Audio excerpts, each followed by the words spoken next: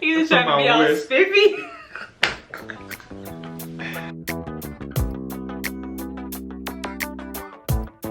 Hey, welcome back to Meet the Masons, your millennial marriage coaches. So, as you guys can already see from the title, we're talking about 5 different ways you can invest in your marriage. Yes. Now, from the jump, let me tell y'all why this is important. This is a lifelong relationship that you're in. Right. Like literally your entire life. So I don't know why people think that you get married and like you just stop. You just stop dating, you stop doing X, Y, and Z. Why is this the place that's comfortable to cut corners? This should be the last place. Yeah. Like literally, you should be investing and growing your marriage each and every day because you're going to be with this person for the rest of your life. Yeah. You guys are going to go through different seasons together. You may have children together and they're going to be in your house and then they're going to leave and you're going to be with this person. So it's like you want to always be feeding this relationship because it's important. Yeah. So we're going to tell you 5 different ways you can keep investing in your marriage. And I hope you guys are ready. Can I say I got 5 on it? I got 5. What is that song? It's about buying weed. We ain't really gonna say that. No. Okay. Well, praise the Lord. Let's get to it. Number 1, vacations. City to city, nation to nation, all these countries will be erased from my list. One by one, taken by push pins. I speak life in push pins. They say vacations aren't real until it's written. It's written. The plane is my envelope. Watch the paper chase these vacations. Remember that? Wow. That was 8 years ago. Yeah, guys. So 8 years ago, our church, our pastor, he encouraged us to do this 10-day challenge, and we had to go on Instagram and do like a 15-second video of our confession for different things. Like we had different topics. Right. And he remembered that. That's so funny. And it's funny because it was only 15 seconds that Instagram allowed at that time, and now we got a lot of time. But nonetheless, number 1 is vacations. Yes, go on vacations. They are critically important because you need to have a time to rest after you work. Like, God even took a vacation on the 7th day. So it's like, if God takes a vacation, why wouldn't you take a vacation? So it's important. What do you think? Yeah, it's absolutely important. You will get away from your daily task. If you have children, being away, you know, from your children, it just gives you time to really focus on your spouse, similar to date nights, but in an even greater magnitude. You get better sleep, you have better sex. It's just great. You trying to go on vacation? Like, when you want to go? We do need a vacation. Hey, but you know? I'm just saying, when you get away from your normal activities and you get some time to like legit rest and be with your spouse, just you guys alone, it's nothing like it, and it takes your marriage to another level. So in our marriage, honestly, the reason why we thrive was because of our pastors. He made marriage a big thing for young people, old people, X, Y, and Z. He told us the things that they failed in, they should have did. So they went, what, 10 years? 7 years. 7 years in their marriage without ever taking a vacation. So they made sure that every single year we have a marriage trip where we would either go on a cruise or go somewhere in the US, but we get out of town, we have like 5 to 7 days together with your spouse, and we have a teaching moment with them. But that was important, and we've already always incorporated that in our marriage, and it's amazing. Like, we totally enjoy it and recommend it. Definitely. And it does definitely reap its own rewards, like as you mentioned, the relationship rewards, but it also helps you to get rested and see what your passion is and what your vision is from a different perspective. So often, like, you're in the day-to-day hustle and bustle, and it's like, oh, I gotta do this, gotta do that. But when you don't have that got to do on your list, it changes things. And then obviously when you get back, it's waiting for you. But it gives you a chance to retreat and like just release other things in life that help you to refocus. So, and reimagine life. So, yeah, absolutely. Number 2, y'all already know, date night is where it's at, okay? You need date nights to invest in your marriage. As you guys know, we are the authors of our ebook, 101 Date Night Ideas and Why You Should Keep Dating Your Spouse. Did you like that book? Loved it. We actually still use it for our own date nights because honestly, in marriage, you get in a rut sometimes, or you keep doing the same thing. Like, you go to that same restaurant, and if that's your restaurant you love, that's great. But it's nice to switch things up every now and again. But nonetheless, we encourage having date nights, whether you do it weekly or bi-weekly or monthly. Just have a regular have a regular pattern of doing it, because we know there are different challenges, especially if you're away from your family and you have children. You know, having to trust somebody with your kids and be out on a date night, that's difficult. We understand that. but you want to make it a regular part of your marriage, so that people but just so that you can just have some fun to look forward to every week or every so often in your marriage. Because expectation is a big thing. If you just expect to just go about life and you guys don't have anything exciting going on, marriage isn't going to be very exciting. But if you say every week, I know I'm going to get away, I'm going to do something with my spouse, it's just exciting. It makes life exciting and makes your marriage exciting. And what comes to mind when you're saying that is, if you don't have anything to look forward to, you won't look forward. So that's good. Yeah. Just put it on the post.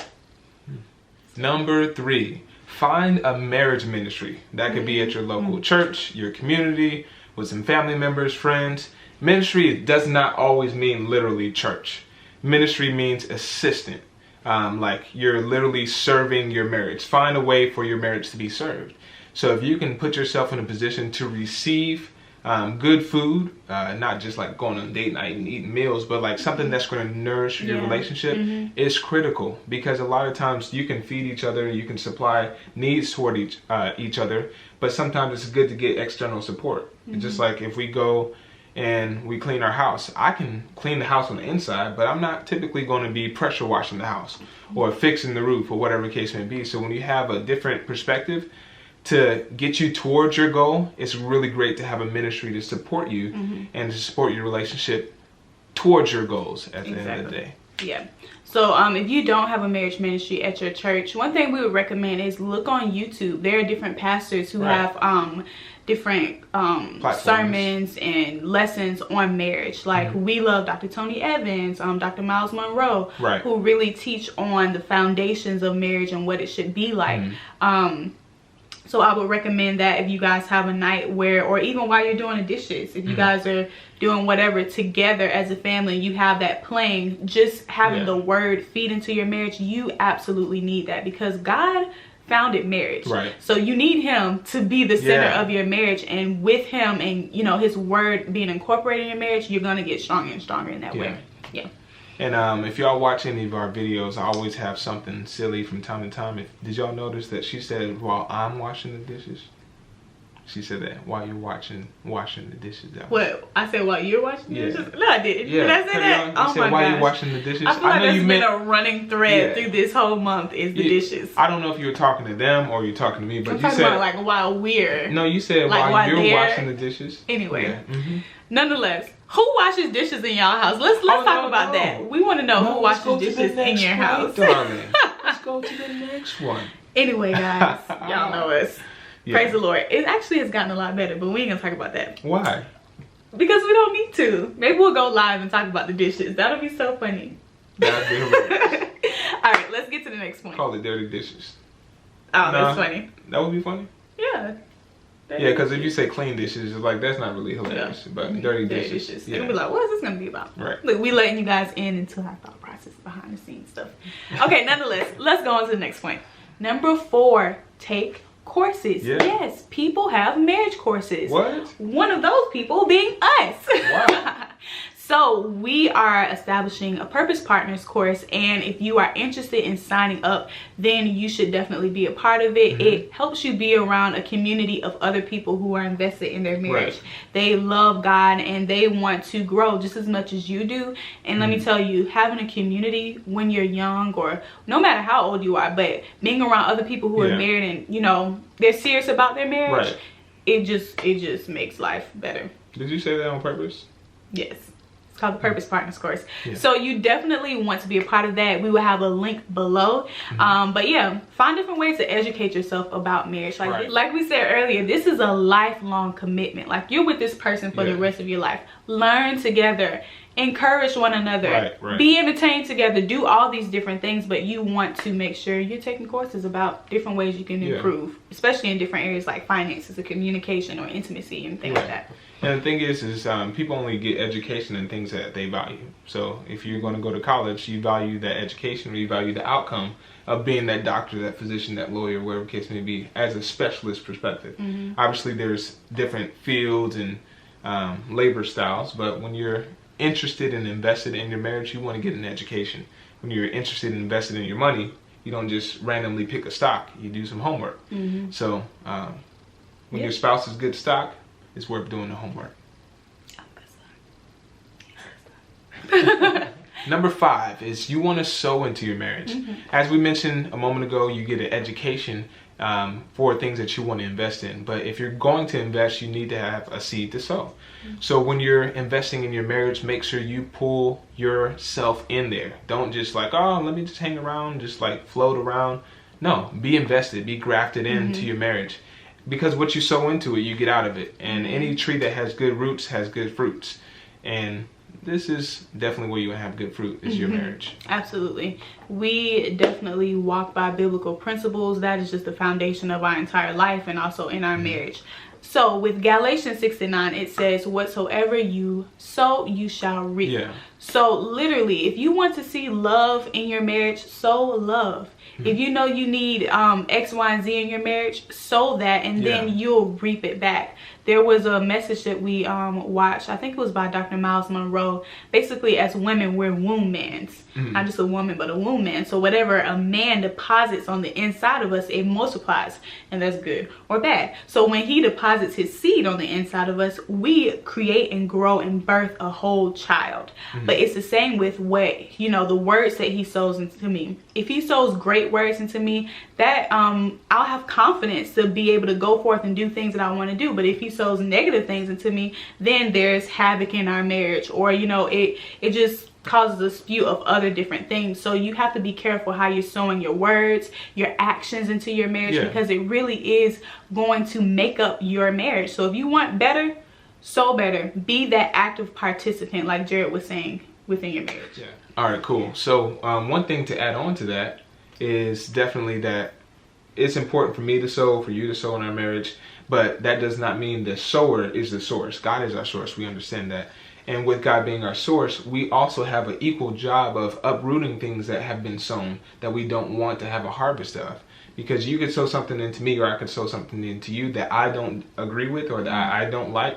And it's my responsibility for that not to take root in my heart. That's my job. Right. That's not your job. And then same thing vice versa. It's your job to guard what happens in your heart for that not to be coming forth. So these are 5 things that we definitely wanted to talk about when it comes to investing in your marriage. It's a lot of perspectives, a lot of talking points, and we just barely skimmed the surface. But we definitely want to bring these to the forefront so you have some tools to use in your toolbox. Absolutely. So if you are looking forward to, you know, taking your marriage to another level, once again, you can always purchase our 101 date night ideas and why you should keep dating your spouse. That ebook is only $14.97, and you have literally almost 2 years worth of date nights if you go every week. So it's phenomenal. There's at-home dates, out-of-the-house dates, all kind of dates. And if you are interested in being in a community and being coached by us and just really taking your marriage to a new place, then I would highly suggest you sign up for the Purpose Partners course. So that link is all below. And we love you guys so much. Thank you. If you are not subscribed to our channel, go ahead and subscribe now. There's going to be a link with our picture at the end, so make sure you do that. And yeah, we look forward to seeing you. We have one more video left of the Refresh Your Marriage series, and then a new series is coming. So you guys give us an idea. What do you guys want to hear next? We want to know. Awesome. All right. Love y'all. See you later. See you soon.